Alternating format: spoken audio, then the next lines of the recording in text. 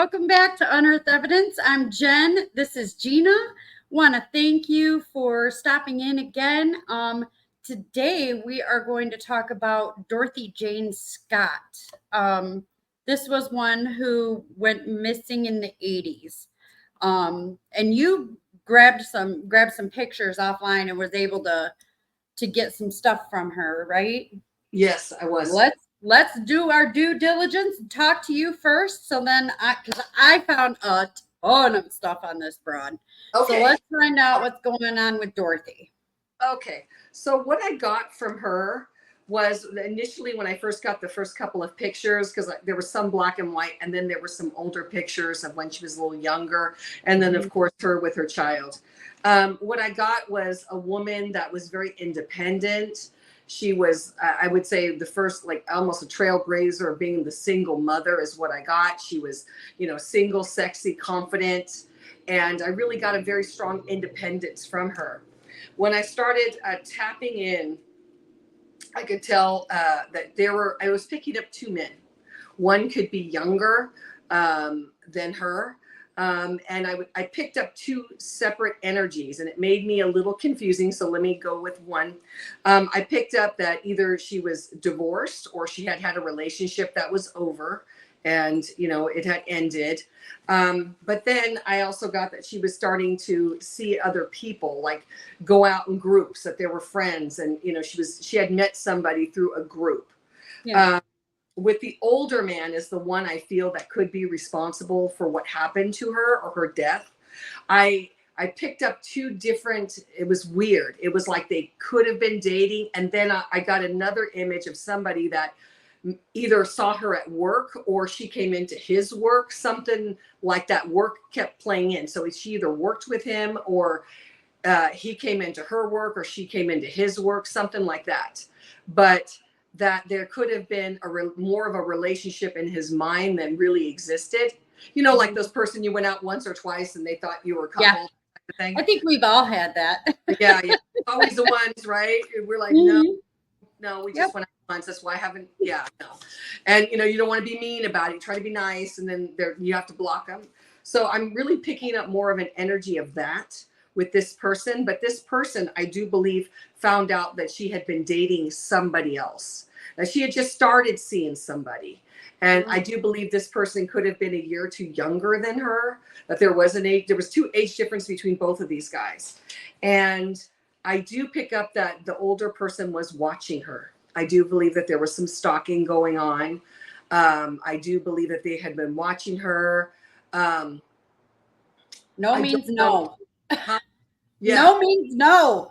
Well, I really pick up that she was being stalked. I don't know how she was murdered, but I do believe that this person, I think they had just lost control when they saw the other person and could have believed it was like some sort of betrayal. But I'm really feeling like there really wasn't a relationship. Like maybe she was friendly to this person, or maybe they hung out once or twice, but there was nothing. I don't feel like there was any sort of really connection. I do feel with the new person that they had just started dating as well. I don't believe it was something long, like it was new, but I do believe that one person knew or he found out about the other person, and that could have been the motive.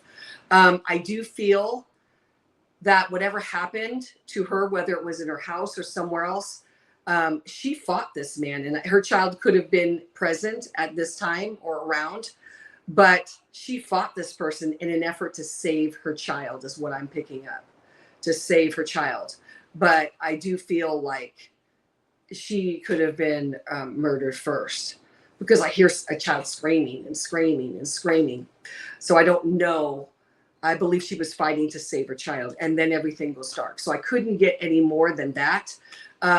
I do believe she could have been raped, but because there was, but I believe before that happened, I don't believe he raped her. I believe she fought first, and then he did whatever. But I believe before he did that, I think he could have hurt the child, or even killed the child. I don't think the child got away, but I do believe that there was some sort of, I feel like when I got into the killer's energy, it was like, you're selfish, you're self-centered. Like all of a sudden this admiration turned to a hate very quickly. So somebody was disturbed.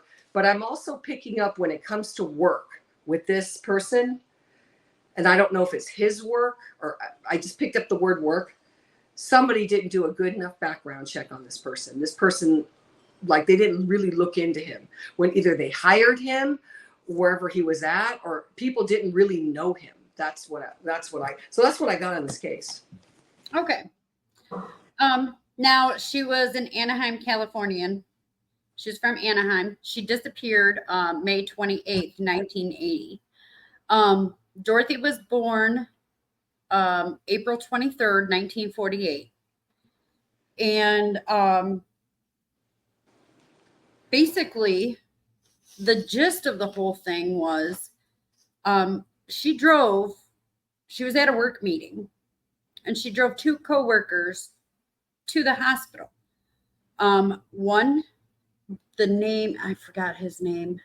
Well, so I'll give you the gist of it and then I'll go into further details. But she drove, one of her coworkers was bitten by a spider. Oh, She went, yeah, they went to the hospital. While they were waiting for the prescription after they were done, she went out to go pull the car around. Okay. They get the prescription. The other coworker that was with them, it was a male and a female. The male got bit. The female was with him, and then there was Dorothy.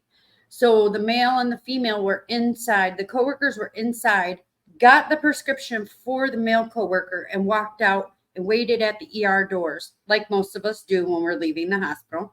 Right. Saw her pull her car around. The headlights kind of shined at them. They waved her down. She kept on going. Oh, wow. She ditched them at the hospital. Oh. So they couldn't see who was driving the car. Mm-hmm. So because they didn't understand why they got left. They're the ones that called it in that she was missing.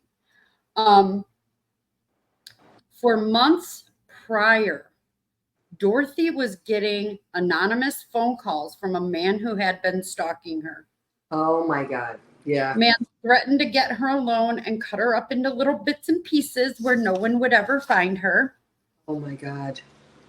June of 1980, a man claiming to be Dorothy's killer called the Orange County Register and Dorothy's mother, Vera. Oh no. None of the calls could be traced because he stayed on just long enough to where, like, they couldn't. Back then you had to have a certain timeline, Right. and he wasn't on for long enough. Oh geez. Remember it had to be under, like, if it was over 3 minutes back in the payphone days. It was so slow. But August 1984, finally, 4 years after she went missing, some of her remains were found. Where were they found at? I'm going to get into that. So, Dorothy was a single mother. She had a son. She lived in Stanton, California with her aunt. Her parents would help babysit. She was a secretary for a couple of jointly owned shops that sold psychedelic items, and like a head shop, like, they sold everything. Friends of Dorothy's say she was a good Christian woman. Okay. She never did drugs. She never drank. She was a straight arrow. Months before her disappearance, she had been receiving the strange phone calls from at work from an identified male. And then her mom said that Vera said that he called her and told her to go out, sorry, I screwed that up. Scott's mother, which is Vera, said that one time the unidentified male called Dorothy at work and told her to go outside and look because he left her a present, and there was a dead rose on her windshield. Oh my God. Dorothy's mom said that Dorothy started taking karate lessons out of fear. So she had just started taking karate lessons right before she got taken. God. So 9 p.m., May 28th, 1980, there was that meeting at, excuse me, that meeting at work. Her coworker, this is the male, I'm assuming is a male, Conrad Bostron, Bostron, went to the meeting. He wasn't looking good. He said he didn't feel very good. He had a red spot on his arm. So him and Pamela Head, the other coworker, asked Dorothy to take him, and all three of them went to the hospital. They went to UC Irvine Medical Center. They stopped at Vera's house, which is Dorothy's mom. Dorothy changed out. She liked to wear scarves. She had a black scarf on. She changed out of that black scarf and went to a red one. And this is important. The mark on that dude's arm was from a black widow. Oh. So he got bit by a black widow spider. Oh. And Dorothy and her friend Pamela were in the waiting room waiting for Conrad. Not in his room, but waiting in the waiting room together. They never left each other's side until he got done and needed a prescription filled. Pam went with Conrad. Dorothy went out to get the car. Right. And this was around 11. She just didn't want him to have to walk that far. He got bit by a spider, blah, blah, blah. You know, you're just getting out of the ER. You don't want to go walking out in the middle of the parking lot. Right. Where's your car? So they got the prescription filled. Pam and Conrad were waiting by the exit. They saw Scott's vehicle. You know, they saw her vehicle. They saw Dorothy's vehicle. And that's when they were waving at her and she passed them. She went speeding towards them, then passed and took a sharp right turn out of the parking lot of the hospital. They reported her missing a few hours later. Around 4:30 a.m. on the 29th, the 1973 white Toyota station wagon was found burning in an alley about 10 miles from the hospital, and the car was empty. So, I want to go back to these phone calls that she was getting. So, she was getting phone calls from a stalker at work. So a week after her disappearance, her mother, Vera, started receiving phone calls from an unidentified male saying, "I've got her," and then he would hang up. Vera said the man would call almost every Wednesday afternoon knowing she's by herself, except for one time. Wow. He called. Jacob, Dorothy's father, was home and answered the phone. When he answered the phone, call stopped. And that was in April of 1984. So the calls were going on for like 4 years. So April 1984, the calls finally stopped to Vera's parents, or to Dorothy's parents, Vera and Jacob. So in August of 1984, the bones were found. The calls started up again. Police insisted that a voice recorder be put on their phone, but of course the guy never stayed on long enough, so they could never never trace the calls. A possible motive surfaced June 12th, 1980, when an unidentified man called the front desk of the Orange County Register, like I said earlier, and said to a managing editor, "I killed her," and these are in quotes, "I killed her.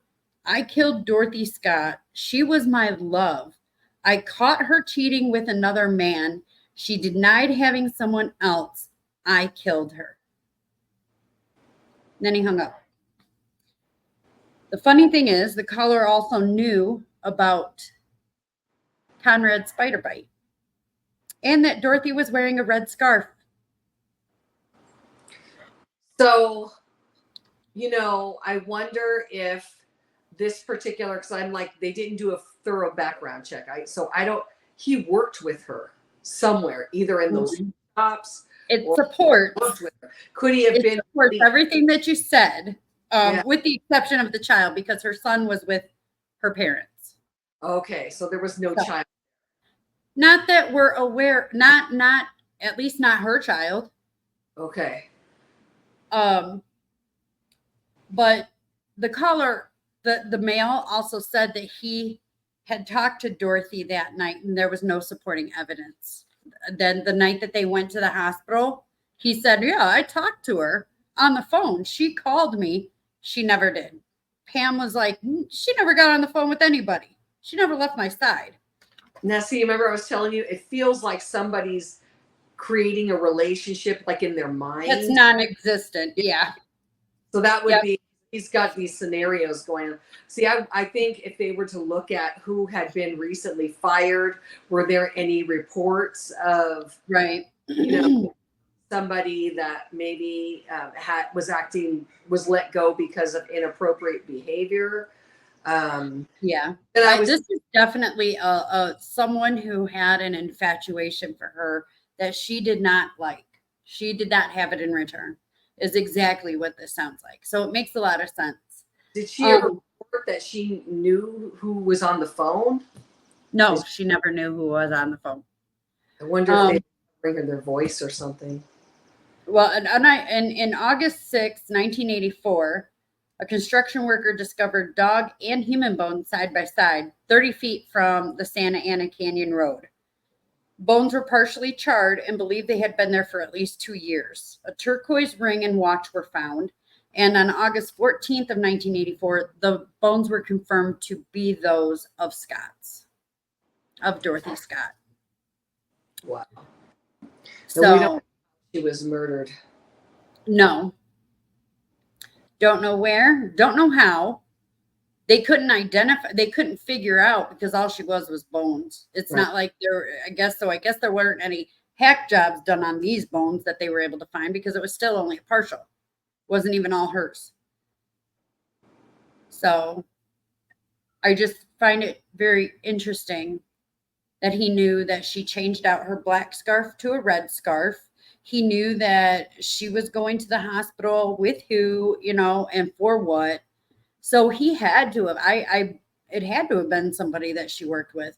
Because, I mean, you can have a stalker, but they're still not going to know every single detail like that. The only reason you would know that is if you were in the meeting and overheard the three of them talking, like, "Hey, I think I got bit by a spider. Oh, yeah, that looks really fucking bad. You should probably go to the hospital." Could it be somebody that she didn't even think Yeah, was, somebody that was married and had just no idea. no idea? And meanwhile, he's Cocoa Puffs and he's got these fantasies, right? Yeah. And Uh, he overheard her talking about a couple of dates because this girl, she only ever went on a couple of dates every once in a while. She never found anybody that tripped her trigger. yeah. I think that she had just been starting to date and going out, and she had just recently met somebody, but nothing like there was Mhm. a love affair. But I'm Yeah. getting this other person that I really feel like there was something with work that they didn't do a thorough background check on this person. Like Yeah. nobody really picking that up. It really sounds like an unrequited love. Back in the 70s and 80s, what was a background check? What Yeah, did that entail? yeah, This is back then. You could have slid under the radar and been somebody completely else for all most people knew. There was yeah. a lot that was still up in the air law enforcement wise back then. So, I mean, just the fact that they were able to figure out that some of those bones were hers, I'm very surprised. But I wish that this technology that we have today would have came around a lot earlier because it would have saved a lot of people, but it is what it is. But I agree with you wholeheartedly. This was somebody who created a whole fantasy inside his head and nobody knows because he's the only one that even knew he loved her or loved her. Yeah, she was his love. Yeah, I'm like, oh, he was definitely delusional. Yeah, he was on the Delulu train. for sure. So I don't know. It's crazy. Why you got to be careful. I mean, I you hope you that never know. I hope law enforcement goes back and looks at the original case and looks at everybody that worked there at that time, and Mhm. maybe been going back 6 months to see if anybody had been released within that 6 months or a year before Yeah, this happened, because I'm sure that somewhere in that time frame that person. But if they're talking about a meeting and they knew, then they were present, just like you said, at that meeting. They've got to go back. they had to know. Person's live. No, I don't know. That is the only, unless it was someone in her family, which doesn't make any sense either. Yeah. But I mean, it's just this is just another. They took a mother away from her child. Yeah. You know, it's another senseless murder. I just don't. There's like nothing you can say about it. It really was 100% senseless. She minded her own business, from what I saw from everybody saying. You know, this girl was great. She minded her own business. She had something about her. She was very attractive. She was very attractive. She was outgoing. So I think it was just, she just Mhm. attracted, unfortunately, somebody dangerous without even knowing it. That's a damn shame. You know, and they never caught the stalker. They never caught who was making those phone calls. And you know, people are weird. There are people who do that shit just because, you Yeah. know, and it's like they try to make a problem where there's not one. I don't I'm not surprised that they didn't catch the guy, but I mean, who knows? These people could be dead now. Whoever did this. So it's sad. She's never going to get justice. I hope that her soul gets some rest so that, you know, that she's not haunting the earth for the rest of her life. Or I hope she haunted him. Yeah. Yeah. I hope he got scared. So, well, that's it for this week. um, Gina, Yes. I want your TikTok and all your information. Give it to everybody. If you guys want readings, you need to get a hold of her. Give Yeah. us your information. So I'm on TikTok and Instagram at 45GIA. That's 45GIA. And there's a link to my services, of course, on the Unearthed Evidence page, as well as a link to a Shopify account that has all of your spiritual belongings there. So definitely go there for Sampala wood, crystals, protection oils, and things of that nature, spiritual cleanses, baths, and things like that. Because nowadays, I mean, these cases unfortunately happened a long time ago, but they're very real. Some people are living things right now and Yep. could use the support to, be protected in every way. Yep. You Physically, ever need anything for bad breakup, even yeah. Yeah, just say bad breakup. hint, hint. It's one of those where it's like, you know, this case in point right here. Let's get you some oils or bath that we can get you and that other crazy person separated. Yeah, some blocking oil, definitely. Yeah. But you can find me doing lives on TikTok, and then also, like I said, my services are on sale at unearthedevidence.com. There's a list of prices all there for you. Yep. So we look forward to seeing you guys next week. Thank you so much. Check us out every Saturday. Yes, thank you. Bye bye. Bye.